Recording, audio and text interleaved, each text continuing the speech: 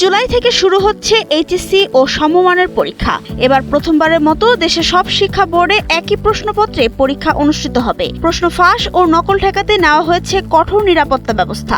আন্তঃশিক্ষা সমন্বয় বোর্ড জানিয়েছে প্রশ্ন ফাঁসের কোনো সুযোগ নেই।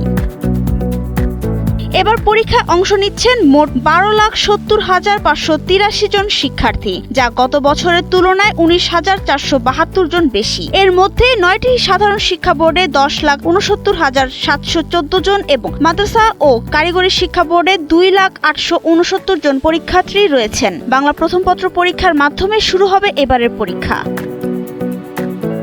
সারা দেশে 2,997টি কেন্দ্রে পরীক্ষা অনুষ্ঠিত হবে। এর মধ্যে 145টি কেন্দ্রকে ঝুঁকিপূর্ণ হিসেবে চিহ্নিত করা হয়েছে, যার 40টি ঢাকায়। পরীক্ষা সুষ্ঠুভাবে পরিচালনায় প্রশ্নপত্র বিতরণ, উত্তরপত্র সংরক্ষণ, ক্যালকুলেটর ব্যবহার ও কেন্দ্র তদারকি সহ 35 দফা নির্দেশনা জারি করা হয়েছে।